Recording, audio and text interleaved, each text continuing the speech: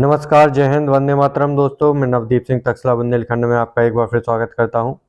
जैसा कि आप सभी को पता है कि हमारी हिंदी की क्लासेस सुचारू रूप से चल रही हैं और बिल्कुल हमने लगभग ज़्यादातर सारे टॉपिक जो हैं वो कंप्लीट कर लिए हैं अपनी हिंदी के, जहां से आपके 100% क्वेश्चन बनते ही बनते हैं। तो ये हमारा छंद का जो लास्ट वीडियो होगा, इसमें हम वर्णिक छंद के बारे में डिस्कस करेंगे। तो जिसने भी पहले वाले छंद के और जो भी और पहले वाले टॉपिक हैं उनको ना देखा हो तो यूपी पुलिस या किसी भी हिंदी के प्लेलिस्ट में जाके, हमारे चैनल के प्लेलिस्ट में जाके आप लाइन से वीडियो डले हुए हैं तो उनको आप जाके एक बार ज़रूर देख लें। क्योंकि आपके पास अब समय बिल्कुल कम बचा है, आप रिवीजन की तरफ पहुंच जाएं। और नई चीज़ें, ज़्यादा नई चीज़ें पढ़ने से बेहतर है कि आपको जो आता है उसको अच्छे से रिवीजन करें, कि उसको उसमें से अगर कहीं से भी पूछा जाता है तो वो आपका कुछ भी गलत नहीं होना चाहिए। और आपको विशेष ध्यान हिंदी हो गई, आपकी रीजनिंग हो गई, इन पे ज़्यादा फोकस करना है क्योंकि इनके जो क्वेश्चन हैं वो काफ़ी ज़्यादा हैं। मैथ और जीके जीएस का पे भी ध्यान देना है, लेकिन जीके जीएस क्या है, एक ब्रॉड सेक्शन होता है, इसमें बहुत ज़्यादा सेक्शन है। आपकी हिस्ट्री होगी, ज्योग्राफी है, उसमें आपके संविधान भी है, करंट अफेयर्स भी है, उसमें बहुत सारी चीज़ें पूछी जाती हैं। सॉरी। तो आपको उसको भी डेली डेली सुबह से देखते रहना है। आप रिवीजन ज़्यादा करें और जो भी लोग चैनल पर पहली बार आते हैं वो लोग चैनल को सब्सक्राइब जरूर कर दें और बेल आइकन को भी प्रेस कर दें और हमारा वीडियो ज़्यादा से ज़्यादा लोगों तक शेयर ज़रूर करें। ज़्यादा से ज़्यादा लोगों तक पहुंचाएं इस वीडियो को। तो चलिए शुरू करते हैं। हम आज हम पढ़ेंगे क्या, अपना वर्णिक छंद जो लास्ट छंद है हमारा। इसमें पहला है इंद्रवज्रा। यह एक वर्णिक छंद है। इसके प्रत्येक चरण में 11 वर्ण होते हैं, मात्राएं नहीं। मात्रिक छंद खत्म हो गए हमारे, अब क्या है वर्णिक छंद। तो इसमें कितने 11 वर्ण होते हैं, एक जगण, दो तगण और अंत में गुरु गुरु आते हैं, मतलब दो मात्राएं आती हैं। तो आपको अभी ये देख लेना है, हमें अभी बताएंगे। तो आपको ये जगड़ तगड़ कुछ याद नहीं करना है, बस ये डेफिनेशन में था तो आपको बता दिया है। आपको एक अच्छी सी चीज़ बता देंगे जिससे आपको आराम से याद हो जाएगा सारे जी सब।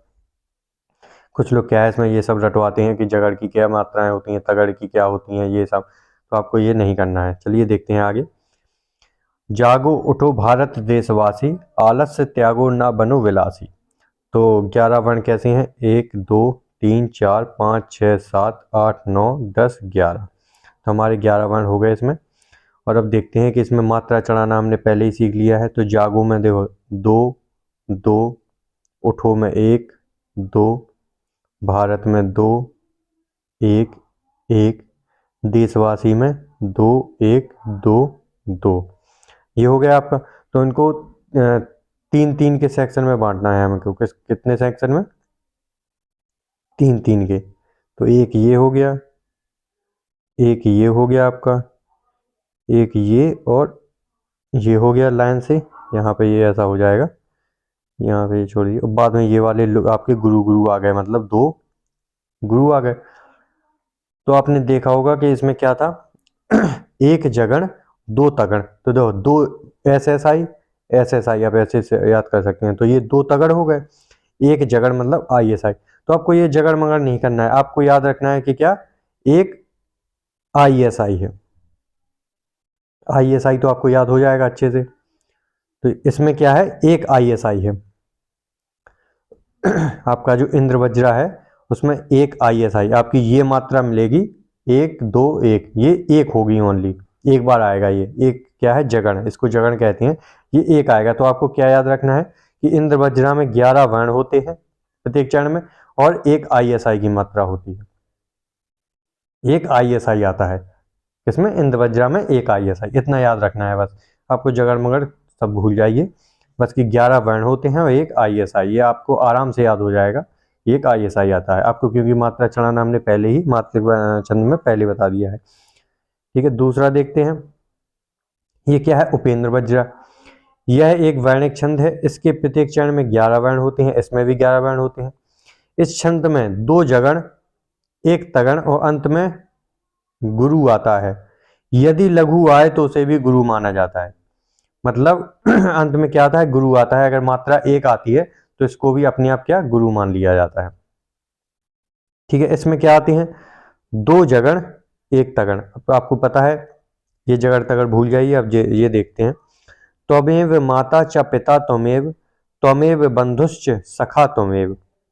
ठीक है, तो आधे वर्ण को नहीं जोड़ते हैं हम, जिसमें अभी 3 4 5 6 7 8 9 10 11 वर्ण हो गए। देखिए इसमें क्या लिखा है, इसमें मात्राएं लिखी हुई हैं। त्वमेव ता की तो मात्रा होगी नहीं, क्योंकि इसकी आगे वाली जाएगी तो ISI। इसमें क्या है, 2 2 1 1, ये आ गई। तो आपको क्या याद रखना है, आपकी जो इंद्र वज्रा थी उसमें एक ISI था, और उपेंद्र वज्रा में आपका 2 ISI है। आपको ऐसे याद रखना है बस, सारी चीजें नहीं करना है आपको, जगड़ तगड़ कुछ याद नहीं करना है। इंद्र वज्रा में एक ISI था, और उपेंद्र वज्रा में आपके 2 ISI है, एक ये है, एक ये मात्रा आ गई आपकी। ठीक है, ये अलग है। आपको बस इतना याद रखना है कि इंद्र वज्रा में एक ISI, उपेंद्र वज्रा में 2 ISI।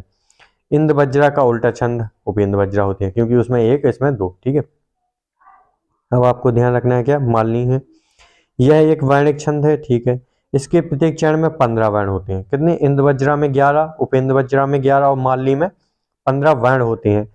इस छंद में 2 यगण, 1 मगड़ और 2 नगड़ होते हैं। आपको ये बस डेफिनेशन के लिए है, आपको ये कुछ याद नहीं रखना है। आपको इसमें याद रखना है कि कितने, 15 वर्ण होते हैं।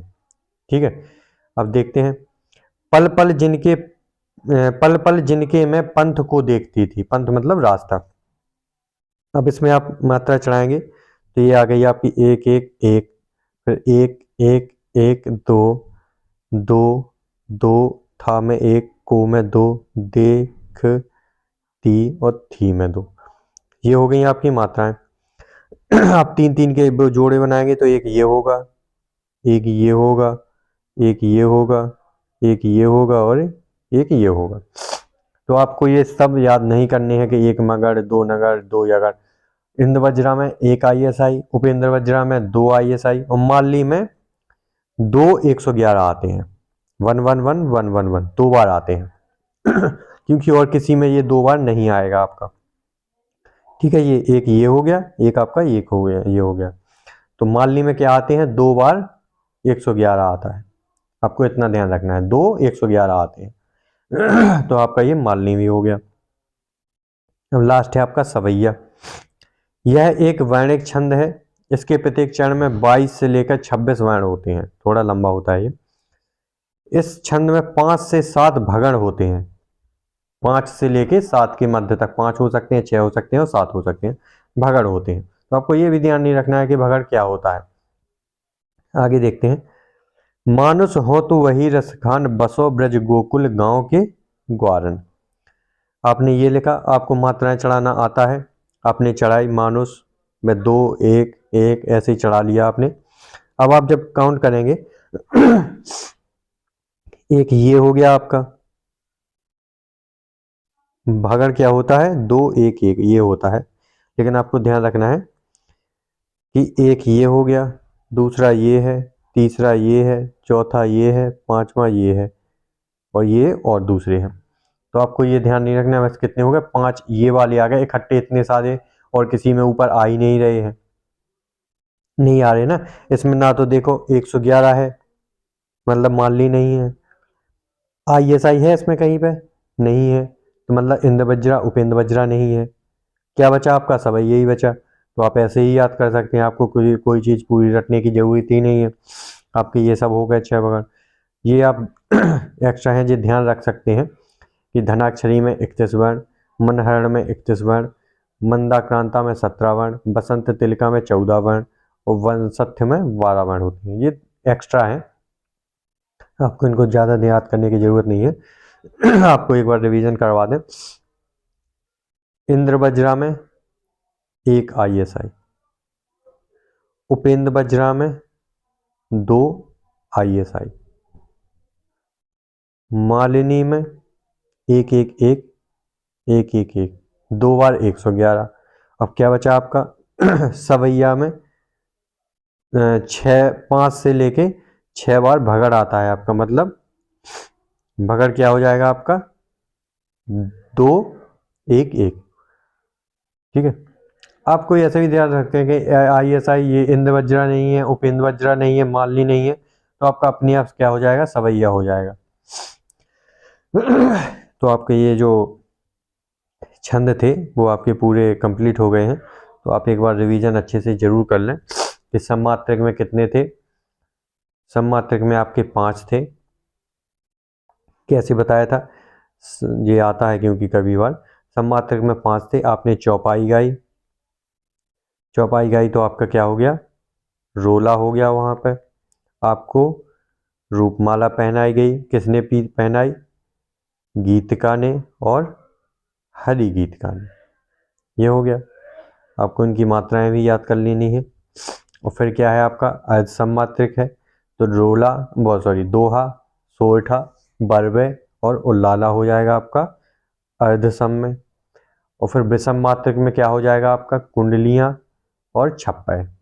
कुंडलियां किससे बनती हैं, दोहा प्लस रोला से। और छप्पय किससे बनता है, रोला प्लस उल्लाला से। दोहा में पता है आपको कितनी होती हैं, 13-11 मात्राएं। विषम में 13 और समचरण में 11 मात्राएं। रोला में कितनी होती हैं, 11 और 13 मात्राएं। ठीक है, तो आपको ये अच्छे से एक बार रिवीजन कर लेना है पूरा टॉपिक को। तो कल हम मिलते हैं अपने नए टॉपिक के साथ, कुछ अच्छा जो आपके लिए एग्ज़ाम के लिए बहुत ज़्यादा इंपॉर्टेंट हो, वहाँ से आपके क्वेश्चन जरूर बनेंगे। तो मिलते हैं कल अगली वीडियो के साथ। जय हिंद।